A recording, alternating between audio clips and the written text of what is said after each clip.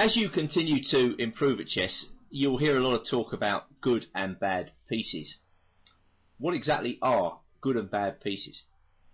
Well, I think I can sum this up quite easily. A good piece is a mobile piece, an active piece. A bad piece is a piece which is blocked in or passive. Okay, a passive piece may be performing a purely defensive role in the position, but to all intents and purposes, this is a bad piece. Now, one strategy you can use when you have bad pieces in a position is to try to exchange them off. This is a very effective way of improving your position. Basically, we've been talking about planning all along as a series of short-range objectives within a game. So, when all else fails, I'll give you a golden rule here. Try to improve your position slightly, move by move. If you really can't see a plan, if you really can't see what to do, don't make things worse, make things slightly better. Let's say you improve the position of your worst posted piece. How about that for a rule? Now, this may seem simplistic, but I assure you it really does work. And if you continue to make micro improvements in your position, move after move, keeping an eye out for tactics all the time, then you're going to play more effective chess. It really is as simple as that. So we come now to a famous game. Bent Larsen playing with White against Bobby Fischer, two of the greatest players in the world in the 1950s, 60s, 70s. And Larsen, of course, went beyond the 70s into the 90s and is still alive today, playing in Grandmaster tournaments. Well, Bobby Fischer should need no introduction, one of the greatest players in the history of chess. And this game was played in Denver in 1971 in their candidates semi-final match for the World Championship. Chess historians will know that this match was a catastrophe for Larsen. He actually lost this match 6-0, an unprecedented result for a player of that calibre. But, of course, Fischer at that time in 1971 was playing like a machine. He was without doubt the greatest player in the history of chess, in my view, because everything he achieved himself. He didn't get any help from computers, nor from analysts. He did it all himself. And that was what made him so extraordinary. Anyway, of course, being a great player, he had an acute idea of good and bad pieces in a position. So what we can actually see here in the opening is a King's Indian defence. An opening which we've seen before on this DVD. This is the mainline classical system. And as you can see, if we're talking about good and bad pieces, both sides have a traditionally bad bishop here. Both of these bishops are blocked in behind their respective pawn chains. So somewhere along the line, either black or white is going to have to think about how to improve the position of these bad pieces. None of the other pieces are particularly bad at present, but black has got to watch out for the knight on e7. Connoisseurs of the King's Indian will know that actually that knight is sometimes difficult to get into the game. So black probably has 1.5 bad pieces in this position, and white's got to watch out for his bishop on e2. However, for the time being, both sides get on with their respective plans. White tries to make some progress on the queen side. Black, for his part, shores up the queen side and then tries to get to work on the king side with the help of the move f5. Alright, white pushes on. In general, in this type of position, it pays to be as consistent as possible. Press ahead with your plans at all reasonable speed. So out comes white's queen to add fuel to the fire. Black gives the queen a nudge, and Larsen drops his queen back to a3. So the centre is closed, and both sides have been busy with their respective advances on the queen side and king side together. Now white has made some progress on the queen side, but Fischer's next move is excellent. He plays bishop h6. He makes quite a big improvement in his position. If we take play back, we see that the bishop on g7 is passive. Black doesn't really have a great deal to do in this position. I mean, he could start some sort of kingside pawn avalanche with f4 in this position, but the problem with that move is that white is very, very quick on the queen side, and white is already threatening infiltration with moves like rook b7 and knight b5. In general, f4 tends to be more successful when white has played f3, because black then has something to bite on. Black's further plan will be g5 and then g4. Well, without a pawn on f3, this looks ineffectual. So Fischer understands this isn't going to work, so he makes this small micro improvement and brings his bishop to life on h6. Bishop d3. Well, black actually had a threat in this position. He may even have been threatening to win the pawn on e4 by going bishop takes d2, followed by a capture on e4. So that's why Larsen again makes a small improvement in his position, protecting the pawn on e4. Fischer played queen to c7, and now Larsen opened up the queen side with b takes c5. Black recaptured with the b pawn, and Larsen now took on f5. I presume because he's trying to actually activate this bishop to the maximum possible extent. G takes f5. Bishop c2. White is very well aware that this bishop could become bad, and now he's thinking actually of playing bishop a4, exchanging off his bad bishop for black's bishop, which is, I would say, in a superior location on d7. a6, taking away the b5 square from white's knight. Knight d e4, an extraordinary looking move, but you have to remember that the bishop on h6 is attacked in this position, so it's not quite as bad as it looks. If we just play back, white would like to play bishop a4 in this position. I mean, that's the whole positional idea. That's his plan. It fails simply due to queen takes a5, and black garners a pawn. So this is why Larsen strikes out with a tactical idea. Obviously, black takes on c1, and now white must flick in the intermediate move, knight takes f6 check, or he loses a piece. But in general, black is very happy to have exchanged that bishop on c1. That was his bad bishop. He's exchanged it off, and now really he has no problems with his position at all. He can look forward to a kingside attack. So rook af8 swings the queen's rook into the game. Rook b6. Yes, that's very logical. White is improving the position of his rook and attacking the unprotected pawn on a6. So Fischer economically defends it with bishop to c8. And now Larsen brings his knight across to try and aid the defence of his king with knight e2. Note that Larsen also includes his queen in the defence along the third rank. But now Fischer plays another excellent move, f4, bringing his bishop to life. In general, when you've got one bishop in your position, you want all your pawns on the opposite colour square to that bishop. The bishop on c8 now has freedom to roam all over the position, and whilst the bishop controls light squares, the pawns control black. This is very good strategy. Of course, the downside to f4 is that the bishop on c2 is liberated, but black feels the slight risk in liberating this bishop is worth it, because he's building up this big attack against white's king, and white's got to do something about it. Bishop e4, stopping the f-pawn from advancing. Knight f5. I talked about the possibility earlier that this knight might become bad. Well, now, of course, Fischer has found a way to activate that knight, and the knight is headed for greener pastures on either h4 or d4 in this position, again contributing to the possibility of a black attack. Of course, white can take this bishop, take the knight, but then black recaptures with the rook, and well, black has very serious attacking chances in this position. So Larsen decides to keep his bishop, and he goes rook c6, attacking the queen. Fischer swings his queen across to g7. You can see the pressure building against the white king.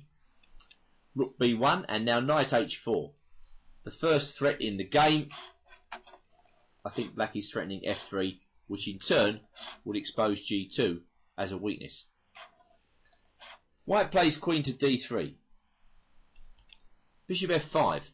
Not at all a normal move, because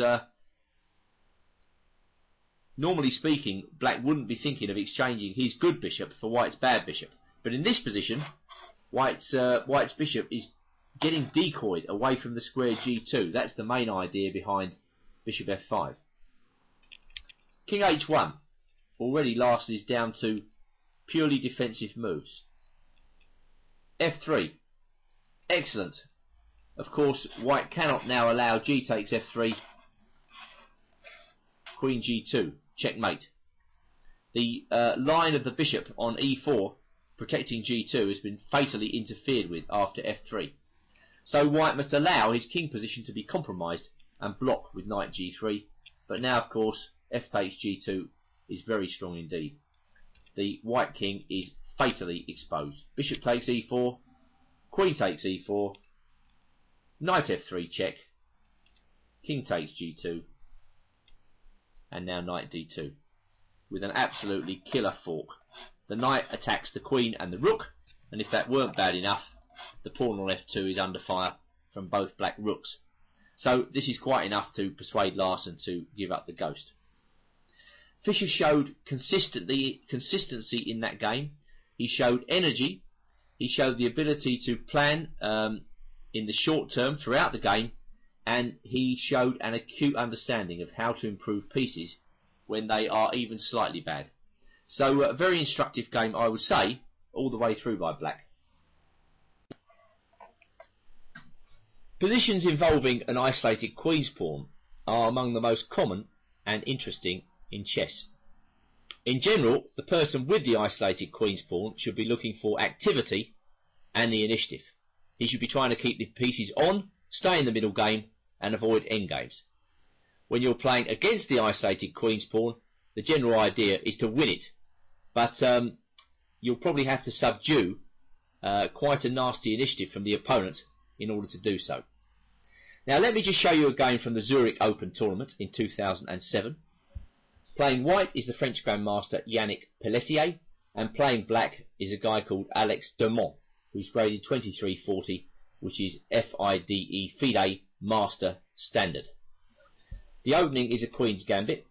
We're not going to get too involved in the details of this particular variation. Slightly unusual play by both players to get to a standard Queen's Gambit accepted position after c5. But the point of c5 is to isolate the Queen's pawn on the next go by playing c takes d4. And white is quite happy to play e takes d4 in this position and accept that he's got a pawn weaknesses, because in return he's getting fantastic activity for his pieces. Now the point is that a weakness on the chessboard is not a weakness unless it can be exploited.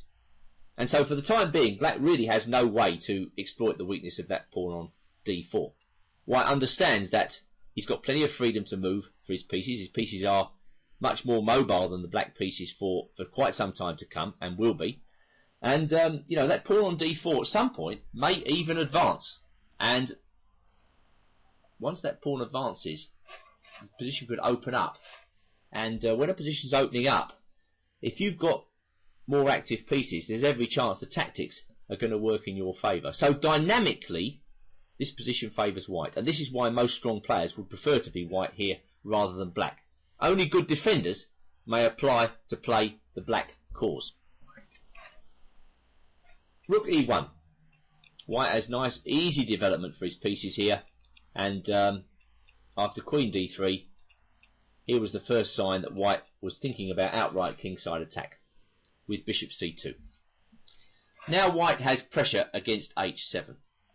Probably white's threat in this position is to move his bishop on c1 out to g5, after which he'll be threatening bishop takes f6, taking away the defender of h7. Black doesn't seem too concerned about this and improves the position of his bishop to c6, but after bishop g5 he now has to deal with a direct threat of bishop takes f6.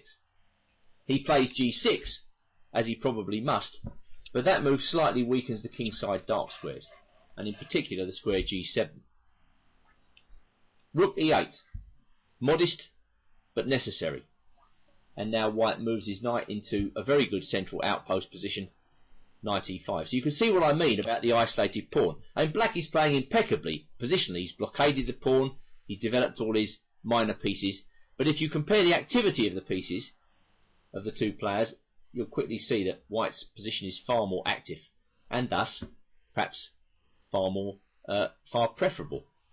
Now by putting the knight on d5, black has actually set up the threat of knight b4, which would fork the queen and bishop. So white plays bishop to b3. Going back, there is another move here, queen to h3. That's quite a dangerous move, setting up ideas of knight takes f7, followed by an outright attack on e6. That's a typical tactical sequence in the position of this type. But white preferred bishop b3 in the game, and black just retreated his bishop to f8. Alright, bishop g5, pinning the knight at f6. It's important, as I say, to retain pieces in this position, so it will make no sense for white to take on f8 here. That would just help the black cause. As it is, black gets to play his bishop to g7. Probably quite happy in this position still, black. You know, he's reinforced his king side. It looks relatively safe. But because of the isolated queen's pawn and the vacant squares around the pawn, white still has enviable mobility for his pieces. And with knight e4, he's continuing to pound away on that knight at f6. h6. Well, I'm pretty sure black was starting to feel uncomfortable in this position. And when you don't quite like your position in a game of chess, there's every chance that a mistake is going to occur. h6, unfortunately for black, fails to bishop takes d5. And this is a surprisingly strong move. The point of this move is to put pressure on black's position. If black takes on g5 in this position, white will simply take on c6, winning a clear pawn. Going back to the position after bishop takes d5, if bishop takes d5, as played, white wins a pawn with knight takes f6, check, bishop takes f6, and now bishop takes h6. Meanwhile, going back to the position after bishop takes d5 one more time, if black takes with the pawn, hoping to activate his rook, again white plays very simply, knight takes f6 check, bishop takes f6, and then bishop takes h6, winning a pawn. So going back once more to the game, bishop takes d5, bishop takes d5 by black. The net result of white's superior activity and mobility for his pieces has been that he has won an extra pawn. Admittedly, it's not a great pawn at this current moment in time, and black moves his queen out to attack b2, and who knows, maybe he can get the isolated queen's pawn again, but the fact is, black is a pawn down. And I think all other circumstances applying, I'd rather be a pawn up than a pawn down. However, what white must not do in this position is drift. He's got to stick to his overall aim of continuing to try and pin black down on the king side, continuing his attack, so that black doesn't get enough time to for instance, play moves like, say, rook a d8 and, you know, build up some pressure against d4. No, Pelletier continues correctly. He brings his queen into f4, attacking the bishop. If bishop takes knight in this position, then I think it's pretty clear that black is going to have problems with his dark square weaknesses around the king. I mean, white's threat is already something like bishop g5, bishop f6, queen h4, and then queen h8, checkmate. And I'm not sure black has any defence against a plan like that. So going back to queen f4, black keeps the queen on with queen e7, and now white just brings up the reserves with rook a c1. There may well be ideas of rook c7 here. For instance, after bishop takes a2, we'll see this idea in action straight away. Rook c7, beautiful move. Queen takes c7, decoying the queen away from the defence of f6. And now mate cannot be stopped. So back to the game once more. That's why black prevents rook c7 with rook a c8. Knight g4. Continuing to bombard the black king position. Now it's the bishop on f6 that's under fire. Bishop drops back to g7. Rook takes c8. Rook takes c8. I'm pretty sure white wouldn't have exchanged pieces like this unless he saw a definite route to the advantage, and this of course is what Pelletier has seen. Tactics serving the player with a better position, queen e5 check, and in this position black resigns. He resigns for two reasons. If he moves his king back to g8, simply knight f6 check, a fork is disastrous for him. After king f8, Knight takes d5. Black cannot recapture on d5 because he would be losing his queen. Going back to queen e5 check. However, if black blocks the check with f6, then white has the beautiful move here. Queen takes d5, taking advantage of the fact that the pawn on e6 is pinned by the rook on e1. If black gets tricky and plays rook c1, decoying the white rook away from the e-file, then white can defend himself with queen e4. Easy chess. And if f5, forking queen and knight, queen e5 check puts an end to black's resistance. So, a typical isolated queen's pawn game. Just to summarise, if you've got the weakness, the isolated queen's pawn, stay in the middle game, aim for the attack. With playing against the isolated queen's pawn, try to exchange pieces, be patient, try to defend the initiative out, and win in the endgame. Well, I think I know which side of the table I would rather be sitting on. I'd rather have the attack, and so would most master players. So don't fear the isolated queen's pawn in the middle game.